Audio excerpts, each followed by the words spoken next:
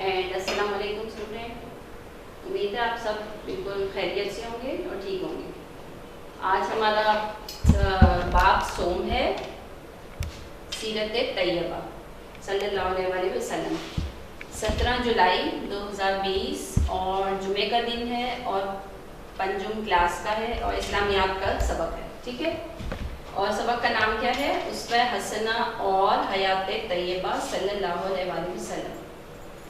سب سے پہلے میں آپ کو اس کے جو مین پوائنٹ ہیں وہ بتاؤں گی، پھر اس کے بعد ہم اس کی بلند خوانی کریں گے. سب سے پہلے ہے اسلام میں مسلمان کا اخلاق و کردار. پہلا کیا ہے؟ اسلام میں مسلمان کا اخلاق و کردار. دوسرا ہے اسوہ حسنہ قرآن و حدیث کی روشنی میں.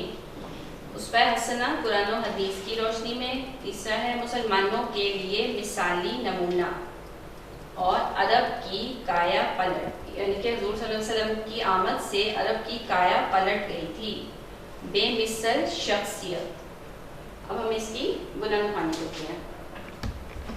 اسلام میں مسلمان کے اخلاق، کردار اور عمل کی بہت اہمیت ہے. آپ کیا بولتے ہیں، کیا کرتے ہیں، لین دین میں دھوکہ دیتے ہیں، بے ایمانی کرتے ہیں، مزاج نرم ہے یا نہیں، دوسروں کو غصہ دلاتے ہیں، ان سب باتوں پر بندہ اللہ کی پکڑ میں آتا ہے. سب سے پہلے آپ کو اس میں کیا اسوہ حسنہ کا مطلب کیا ہوتا ہے کہ حضور صلی اللہ علیہ وسلم کے اعلیٰ اخلاق اور حیات طیبہ حضور صلی اللہ علیہ وسلم کی زندگی. اور اسلام میں مسلمانوں کے اخلاق، کردار اور عمل کی بہت اہمیت ہے. کہ اسلام مسلمانوں کو سب سے پہلی تعلیم کیا دیتا ہے؟ اخلاق اچھا کرنے کی، ان کو کردار کی اور اس عمل کی بہت اہمیت ہے. کہ ہم کیا بولتے ہیں، ہم کیا کرتے ہیں، ہمارا لین دین جو لوگوں کے ساتھ ہے وہ کیسا ہے، ہم کسی کو دھوکہ تو نہیں دے رہے، بے ایمانی تو نہیں کرتے، مزاج نرم ہے یا نہیں، یعنی کہ ہم سخت مزاج کے تو نہیں ہیں، دوسروں کو غصہ دلاتے ہیں یا ان پر غصہ کرتے ہیں. ان سب باتوں پر بندہ اللہ کی پکڑ میں آتا ہے. یعنی یہ سب باتیں ایسی ہوتی ہیں کہ اگر انسان کسی کو دھوکہ دے رہا ہو، کسی کے ساتھ بے ایمانی کر رہا ہے یا لین دین میں بھی وہ اچھا نہیں ہے اور بولنے میں، بول چال میں اس کی جو زبان ہے وہ اچھی نہیں استعمال کر رہا اور غصے میں جلدی آ جاتا ہے، تو ان باتوں سے کیا ہوتا ہے؟ انسان جو ہوتا ہے وہ اللہ تعالیٰ کی پکڑ میں آ جاتا ہے اور اللہ تعالیٰ اس سے ناراض ہو کر اس کو سزا دیتا ہے. اس لیے ضروری ہے کہ مسلمان معاشرے میں نہ صرف خود عزت سے جیے بلکہ دوسروں کو بھی جینے دے تاکہ ایک پروقار اسلامی معاشرہ قائم ہو. مسلمان معاشرے میں اس کا کیا ہوگا کہ اس لیے ضروری یہ ہے کہ مسلمان معاشرے میں خود بھی عزت سے جیے، یعنی کہ اپنی بھی عزت کروائے اور دوسروں کی بھی عزت کرے اور ان کو بھی عزت سے جینے دے. یعنی کہ نہ کسی کا حق مارے، نہ کسی کے ساتھ بے انصافی کرے، نہ بے ایمانی کرے اور نہ کسی کے ساتھ بدتمیزی کرے. یعنی اس کے اخلاق جو ہوں وہ ایسے ہونے چاہیے. زندگی کی ان عام باتوں میں ہمارے سامنے صرف ایک ہی مثال ہے، یعنی نبی کریم صلی اللہ علیہ وسلم کی حیات طیبہ جو اللہ کی آخری کتاب کا عملی نمونہ ہے. زندگی کی جو عام باتیں ہیں ہمارے سامنے، اللہ تعالیٰ نے صرف کس کی مثال رکھ دی ہے؟ ہمارے پیارے نبی حضرت محمد صلی اللہ علیہ وسلم کی حیات طیبہ ہے جو کہ اللہ کی کتاب کا عملی نمونہ ہے. یعنی حضور صلی اللہ علیہ وسلم کی ذات جو ہے وہ قرآن پاک کا عملی نمونہ ہے. یعنی حضور صلی اللہ علیہ وسلم نے قرآن پاک کو عملی شکل میں ہمارے سامنے پیش کیا ہے. اس میں آپ کو بیچ میں ایکسٹرا بھی جو باتیں بتاؤں گی نا وہ بھی آپ نے دھیان سے لیکچر سننا ہے. آپ صلی اللہ علیہ وسلم نے فرمایا کہ مسلمان اپنے حسن خلق کی بدولت اس شخص کا درجہ حاصل کر لیتا ہے جو رات کو ہمیشہ عبادت میں جاگتا ہے اور دن بھر روزہ رکھتا ہو. تو یہ اچھے اخلاق اس معلم کی سیرت کو سیکھنے سے زندگیوں میں آئیں گے. یعنی اگر مسلمان کا اخلاق اچھا ہوگا، حسن خلق ہوگا، تو اللہ تعالیٰ کے نزدیک اس شخص کا درجہ جو ہوتا ہے نا وہ اس عبادت گزار شخص جتنا ہو جائے گا کہ جو رات کو تو جاگ کر عبادت کرے اور دن میں روزے رکھے. یعنی اللہ تعالیٰ اس کا درجہ اتنا زیادہ بلند کر دیتے ہیں جو شخص اعلیٰ اخلاق کا مالک ہوگا. اور یہ چیزیں ہمیں کس نے سکھائی ہیں؟ ہمارے معلم اخلاق حضور صلی اللہ علیہ وسلم کی زندگی ہے. یعنی کہ اگر ہم ان کی زندگی کو فالو کریں گے، ان کی سیرت کو اپنائیں گے تو کیا ہوگا، اللہ تعالیٰ بھی ہم سے خوش ہوگا اور ہم اعلیٰ اخلاق کے مالک بن سکتے ہیں۔ نیکسٹ ہے اس میں حسنہ قرآن و حدیث کی روشنی میں۔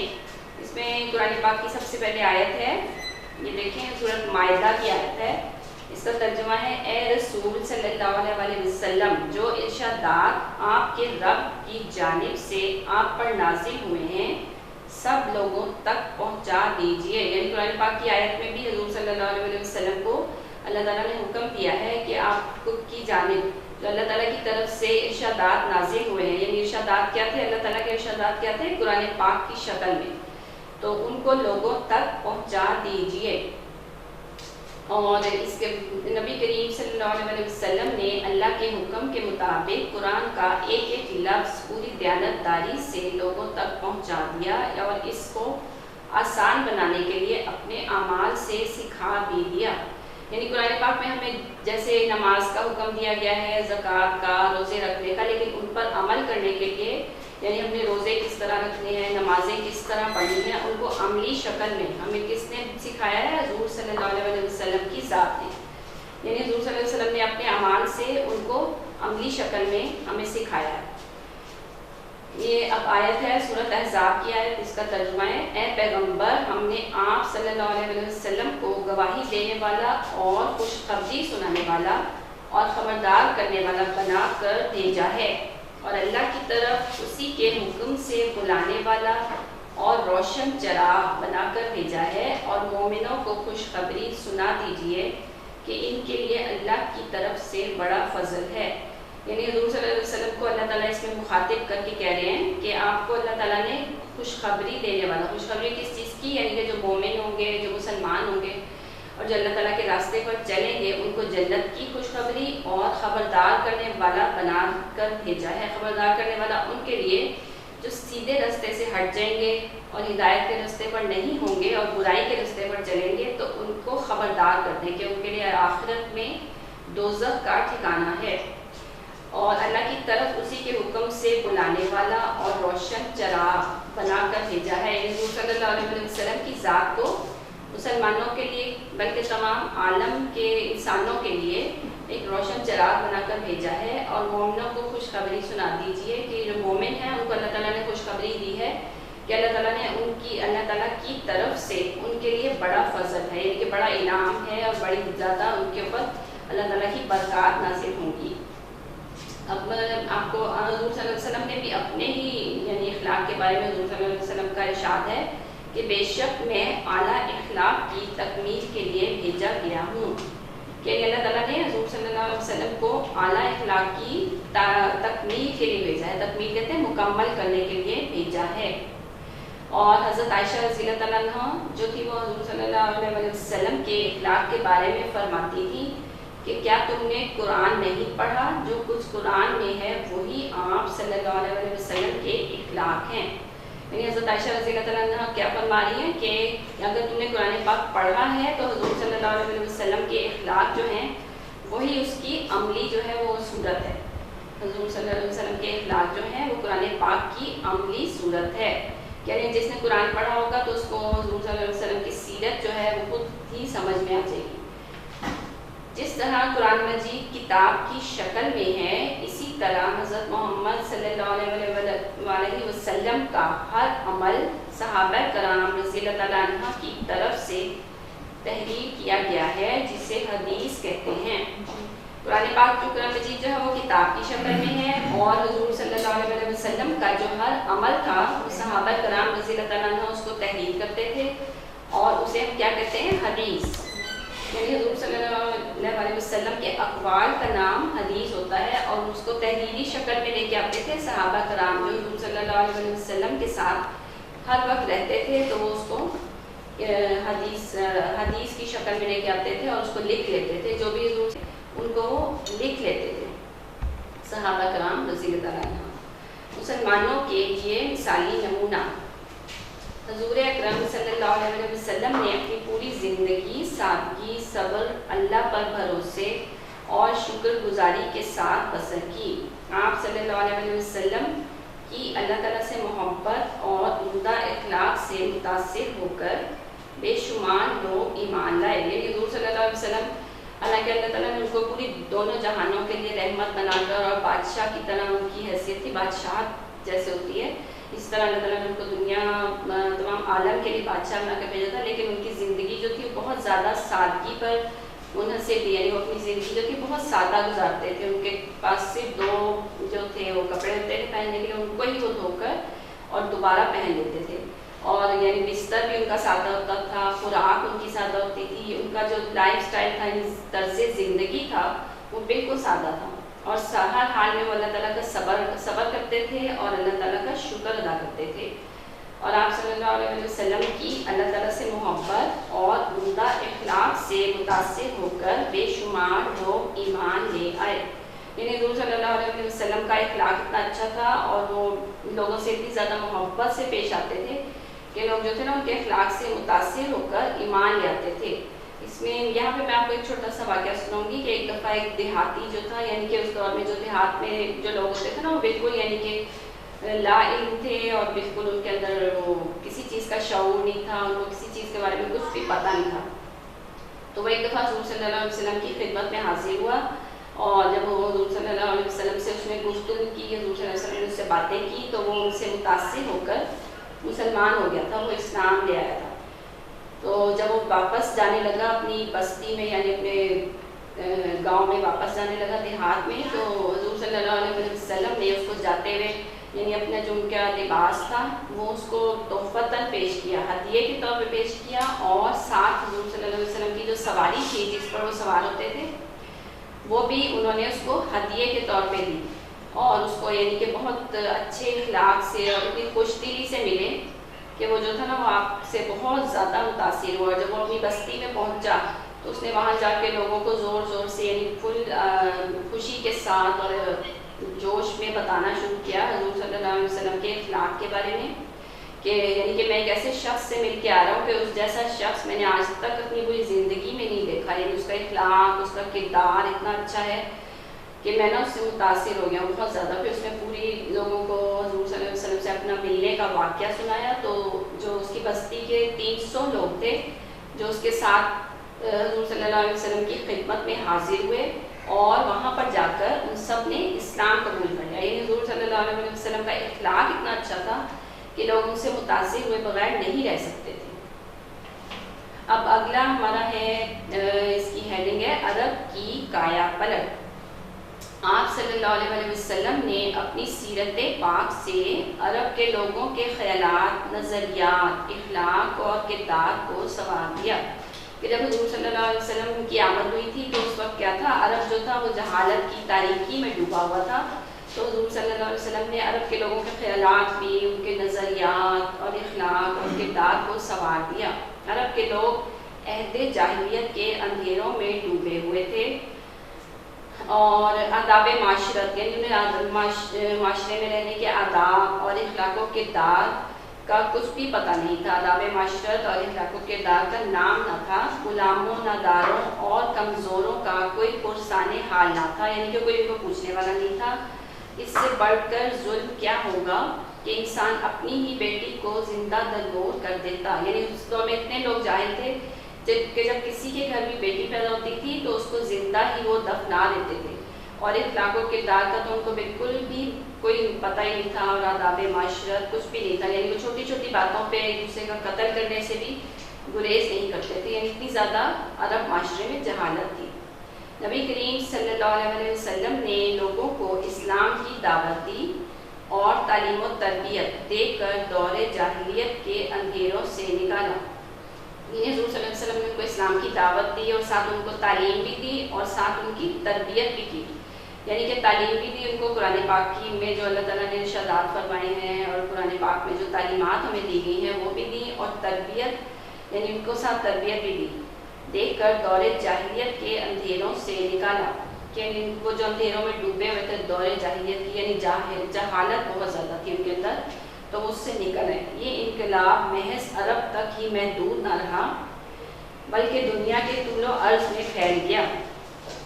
یعنی کہ کیا ہوا، یہ صرف جو انقلاب آیا یہ صرف عرب میں نہیں آیا تھا، یعنی جو لوگوں کی سوچ چینج ہوئی، ان کا سوچنے کا انداز بدلا، ان کے اندر تہذیب و تمدن جو تھی وہ پروان چڑھی، اور وہ جو تھے وہ یعنی مہذب ایک معاشرے کے شہری کہلانے لگ گئے. تو یہ جو انقلاب تھا یہ صرف عرب تک محدود نہیں رہا تھا بلکہ دنیا کے طول و عرض میں پھیل گیا. طول و عرض کا مطلب ہوتا ہے کہ دنیا کے ہر کونے میں جو تھا یہ انقلاب پھیل گیا. قرآن مجید میں ارشاد ہے، اے نبی صلی اللہ علیہ وسلم، ہم نے آپ کو تمام جہانوں کے لیے رحمت بنا کر بھیجا ہے. یعنی حضور صلی اللہ علیہ وسلم کو اللہ تعالیٰ نے صرف ایک خاص قوم کی طرف نہیں بھیجا کہ یعنی کہ صرف وہ مسلمانوں کو ہدایت دینے کے لیے نہیں آئے، ان کے لیے رحمت بن کر صرف نہیں آئے بلکہ وہ تمام عالم کے لیے، تمام جہانوں کے لیے رحمت بن کر آئے تھے. یہاں تک کہ انسانوں کے ساتھ ساتھ جانوروں پر بھی وہ بہت زیادہ رحم کیا کرتے تھے حضور صلی اللہ علیہ وسلم.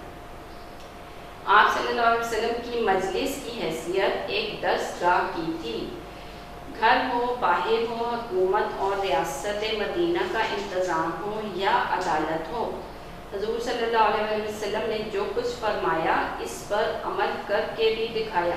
یعنی کہ کسی بھی شعبے میں، زندگی کا کوئی بھی شعبہ ہو، بے شک وہ گھر ہو، باہر ہو، حکومت ہو یا ریاست مدینہ کا انتظام ہو، یعنی کسی ریاست کا انتظام سنبھالنا ہو، اور تو حضور صلی اللہ علیہ وسلم نے ہر چیز جو تھی نا وہ صرف فرماتے نہیں تھے، یعنی کہ اس کو اپنے اقوال سے نہیں لوگوں کو بتاتے تھے بلکہ اس کو عملاً بھی کر کے دکھاتے تھے کہ اگر انہوں نے ریاست مدینہ کا انتظام سنبھالا تو اس کو اتنے اچھے طریقے سے اور اتنے عمدہ طریقے سے سنبھالا کہ جو ریاست مدینہ تھی وہاں پہ جرائم پہلے بہت زیادہ ہوتے تھے، تو وہاں پہ جرائم کی شرح بہت زیادہ کم ہو گئی تھی. یہی قرآن اور اللہ پاک کا حکم ہے. آپ صلی اللہ علیہ وسلم مسجد میں ہوتے تو عبادت، حلال و حرام، حقوق اور سیاست و معاشرت وغیرہ کے بارے میں بھی درس دیتے. یعنی اگر آپ صلی اللہ علیہ وسلم مسجد میں بیٹھے ہوتے اور آپ کے پاس لوگ دین کی باتیں سیکھنے آتے تو آپ ان کو عبادت کرنے کے طریقہ اور عبادت میں اپنی وہ خشوع و خضوع لے کے آنا اور حلال و حرام کی تمیز بتانا اور حقوق اور سیاست و معاشرت، یعنی ہر پہلو پر جس بارے میں بھی لوگ ان سے گفتگو کرتے تھے یا ان سے کوئی مشورہ لیتے تھے یا ان سے پوچھتے تھے تو وہ ان کو اس کے بارے میں درس دیتے تھے. اگلا ہے ہمارا بے مثل شخصیت. دربار نبی صلی اللہ علیہ وسلم میں نہ کوئی امیر ہوتا نہ غریب، ہر ایک کے ساتھ یکساں سلوک ہوتا. یعنی حضور صلی اللہ علیہ وسلم کے پاس، ان کی نزدیک، حضور صلی اللہ علیہ وسلم کی نظر میں نہ کوئی امیر ہوتا نہ کوئی غریب ہوتا، ہر ایک کے ساتھ یکساں سلوک ہوتا. یعنی کہ حضور صلی اللہ علیہ وسلم کے پاس اگر کوئی ایسا کوئی جرم کسی ایسے ہوتا نا کہ کسی امیر شخص نے جرم کیا ہو وہ آئے یا کوئی اس کی سفارش لے کے آئے تو حضور صلی اللہ علیہ وسلم جو تھے اس معاملے میں بہت زیادہ سختی فرماتے تھے. یعنی وہ کہتے تھے کہ قانون، اللہ تعالیٰ کا قانون جو ہے وہ سب کے لیے برابر ہے. ایک دفعہ حضور صلی اللہ علیہ وسلم کے پاس کسی یعنی کہ اس دور میں جو قبیلہ تھا نا یعنی کہ بہت زیادہ قابل احترام سمجھا جاتا تھا، اس کی ایک عورت آئی جس نے کہ چوری کی تھی. تو حضور صلی اللہ علیہ وسلم نے پیج نمبر ہے آپ کا 35،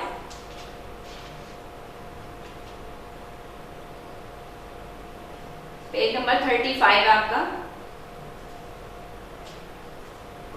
ایک دفعہ حضور صلی اللہ علیہ وسلم کے پاس ایک عورت جو تھی اس کو لایا گیا، وہ یعنی کہ ایک معزز قبیلے سے تعلق رکھتی تھی. تو اس عورت نے چوری کی تھی لیکن حضور صلی اللہ علیہ وسلم نے اس کو بھی سزا سنا دی تھی. یعنی انہوں نے فرمایا کہ اگر اس کی جگہ میری اپنی بیٹی فاطمہ بھی ہوتی تو میں اس کا بھی ہاتھ کاٹنے کا حکم دیتا. یعنی حضور صلی اللہ علیہ وسلم جو تھے وہ فرماتے تھے کہ ہر ایک کے ساتھ یکساں سلوک ہونا چاہیے. یعنی کہ اگر کوئی امیر ہے تو اس کی سزا معاف کر دی جائے اور اگر کوئی غریب ہے تو اس کو اس کے جرم پر سزا دے دی جائے. آپ صلی اللہ علیہ وسلم نے قوموں، گروہوں، قبیلوں، خاندانوں سب کو اسلام اور اس کی تعلیمات سے روشناس کرایا. جتنی بھی اس دور میں قومیں تھیں، گروہ تھے، قبیلے، خاندان، سب کو اسلام اور اس کی تعلیمات سے روشناس کرایا اور اسلامی نظم و ضبط کی بنیاد رکھی. زندگی کا کوئی بھی شعبہ ہو، آپ صلی اللہ علیہ وسلم رحم دلی، محبت، شفقت، نرم گفتگو، فراخ دلی کہتے ہیں کہ کھلے دل سے خرچ کرنا، حوصلے اور ضبط کا درس دیتے. ضبط ہوتا ہے برداشت کرنا، کسی کی ناپسندیدہ بات کو، کسی کی ناپسندیدہ حرکت کو حوصلے سے برداشت کرنا، اس کو کہتے ہیں ضبط کا درس دیتے تھے۔ یہ انہوں نے زندگی کے ہر شعبے میں انسانیت کو کس چیز کی تلقین کی تھی؟ رحم دلی کی، محبت کی، شفقت، نرم گفتگو، یعنی اپنا انداز گفتگو جو تھا ہمیشہ نرم رکھنا چاہیے، سخت لہجے میں یا اونچے لہجے میں بات نہیں کرنی چاہیے، اور فراخ دلی کہ غریبوں پر خرچ کرنے میں حضور صلی اللہ علیہ وسلم جو تھے وہ بھی بہت فراخ دلی سے خرچ کیا کرتے تھے، تو اسی کی تلقین انہوں نے انسانوں کو بھی دی تھی، مسلمانوں کو بھی دی تھی، اور حوصلے اور ضبط کا درس دیتے۔ آپ صلی اللہ علیہ وسلم کے یہاں اگر جنگ ضروری ہے تو صلح بھی ناگزیر ہے، یعنی اگر دین کی خاطر جنگ کرنی پڑے تو حضور صلی اللہ علیہ وسلم جو تھے وہ اس کو لازمی قرار دیتے تھے جنگ کرنے کو، اپنے دین کی حق کی خاطر، دین کی خاطر جنگ جو تھی اس میں اس کو ضروری قرار دیتے تھے، اور اس میں حصہ بھی لیتے تھے، یعنی بہت سارے غزوات تھے جس میں حضور صلی اللہ علیہ وسلم جو تھے انہوں نے مسلمانوں کے شانہ بشانہ کام کیا تھا، ان کے ساتھ حصہ لیا تھا جنگوں میں۔ تو صلح بھی ناگزیر ہے، یعنی جہاں انہیں صلح کرنی پڑے تو وہاں وہ صلح کی طرف ہاتھ بھی بڑھاتے تھے اپنے، بے شک وہ ان کے دشمن ہوں، لیکن اگر انہیں پتا ہو کہ وہ صلح کرنا چاہتے ہیں تو حضور صلی اللہ علیہ وسلم جیسے وہ صلح بھی کرتے تھے، اور اس کی صلح حدیبیہ کی مثال سامنے ہے، یعنی صلح حدیبیہ آپ لوگوں نے پڑھا ہوگا نا، تو صلح حدیبیہ کی مثال جو ہے وہ بھی ہمارے سامنے ہے۔ ایک طرف نبی کریم صلی اللہ علیہ وسلم مسجد میں اللہ سے گر گرا کر دعائیں کرتے نظر آتے ہیں، تو دوسری طرف گھڑ سواری، تیر اندازی اور نیزہ بازی کی تربیت دیتے بھی دکھائی دیتے ہیں، یعنی وہ حضور صلی اللہ علیہ وسلم نے ہمیں یہ کیا تعلیم دی ہے کہ دین و دنیا جو تھی اس کو ساتھ ساتھ لے کے چلنا چاہیے، یعنی یہ نہیں کہ انسان اتنا عبادت گزار بن جائے کہ وہ دنیا کو بھول جائے، اور یا اتنا دنیا میں کھو جائے کہ وہ اللہ تعالیٰ کو بھول جائے، یعنی دونوں چیزیں جو تھیں نا ان کو ساتھ ساتھ لے کے چلنا چاہیے۔ جیسے حضور صلی اللہ علیہ وسلم اللہ تعالیٰ کی عبادت بھی کرتے تھے اور ساتھ وہ کیا لوگوں کو گھڑ سواری، تیر اندازی اور نیزہ بازی کی تربیت بھی دیتے تھے، یعنی جنگوں کے لیے جو ان کی افواج ہوتی تھی ان کی تربیت بھی کرتے تھے۔ یہ بے مثل شخصیت صرف نبی کریم صلی اللہ علیہ وسلم کی ذات مبارکہ ہی تھی، یعنی حضور صلی اللہ علیہ وسلم کی ہی ذات تھی جس میں ہر خوبی اللہ تعالیٰ نے اس کے اندر ڈالی ہوئی تھی۔ رحمت للعالمین کا لقب پانے والے حضرت محمد صلی اللہ علیہ وسلم رہتی دنیا تک اللہ کے حکم کے مطابق درس دینے والے ایک ہی معلم ہیں۔ رحمت للعالمین ہوتا ہے کہ تمام جہانوں کے لیے رحمت، یعنی ان کو اللہ تعالیٰ نے کیا لقب ملا تھا؟ ان کو اللہ تعالیٰ نے دیا تھا رحمت للعالمین، کہ وہ تمام جہانوں کے لیے رحمت بنا کر بھیجے گئے ہیں، اور اللہ کے حکم کے مطابق درس دینے والے وہ ایک ہی معلم ہیں جنہوں نے انسانی معاشرے کے لیے ایک ایسی شمع روشن کی جس سے پھوٹنے والی اسلامی تعلیمات کی روشنی دنیا کو تا قیامت منور کرتی رہے گی، یعنی کہ انہوں نے اسلامی معاشرے کے لیے ایک ایسی شمع روشن کی تھی جس سے جو روشنی نکلی تھی، پھوٹنے والی ہوتا ہے جو نکلی تھی روشنی، اس نے اسلامی تعلیمات کی روشنی جو تھی اس نے دنیا کو قیامت تک کے لیے منور ہمیشہ کرتی رہے گی۔ آپ صلی اللہ علیہ وسلم اللہ کے آخری نبی ہیں، اور آپ صلی اللہ علیہ وسلم نے اللہ کے دین کو مکمل طور پر نافذ کر کے دکھایا ہے، یعنی آپ صلی اللہ علیہ وسلم اللہ تعالیٰ کے آخری نبی ہیں، تو اللہ تعالیٰ نے آپ کے اوپر اپنا دین جو تھا مکمل کر دیا تھا، اور آپ نے اللہ کے دین کو مکمل طور پر نافذ کر کے دکھایا، اور آپ نے اس کام کو مکمل بھی کر کے دکھایا، اللہ تعالیٰ کا جو دین تھا اس کو نافذ کرنا ہوتا ہے، اس کو پورے اس کے احکامات کے ساتھ لوگوں کو بتانا اور اس کے اوپر عمل کروانا، اس کو کہتے ہیں نافذ کرنا، یعنی آپ صلی اللہ علیہ وسلم نے اللہ کے دین کو مکمل طور پر نافذ کر کے دکھایا، یعنی اس کے اوپر خود بھی عمل کیا اور لوگوں کو بھی اس پر عمل کرنے کی تلقین کی اور دین کو مکمل کر دیا۔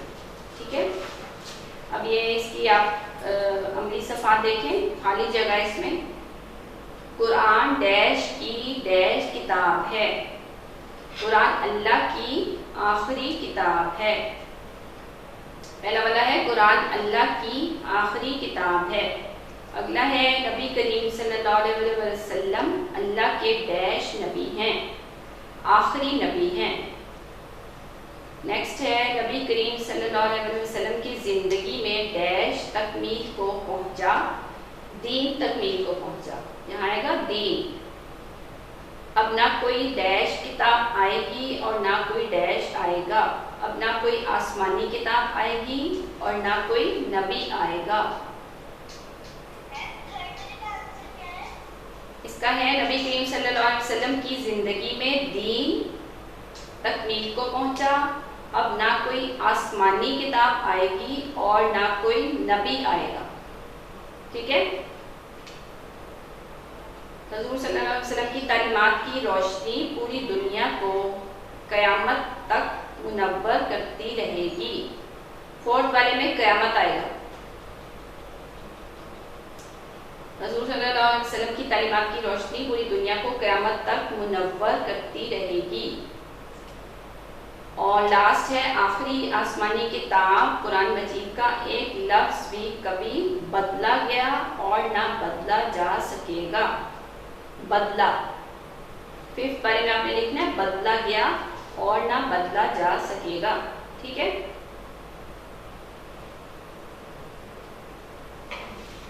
اب اس کے جو سوال جواب ہیں وہ آپ لوگوں کو واٹس ایپ سے مل جائیں گے تو آپ نے اس کو اپنے ہوم ورک میں کرنا ہے. آپ لوگ گھر کا کام دیکھیں. گھر کا کام سبق اسوہ حسنہ اور حیات طیبہ عملی صفحات کتاب پر اور سوال جواب کاپی پر لکھیں اور یاد کریں. سبق اسوہ حسنہ اور حیات طیبہ عملی صفحات کتاب پر اور سوال جواب کاپی پر لکھیں اور یاد کریں. ناظرے میں آپ لوگوں نے تیسرا کلمہ یاد کرنا ہے. ٹھیک ہے. ناظرہ تیسرا کلمہ ڈائری رائٹ کر لی.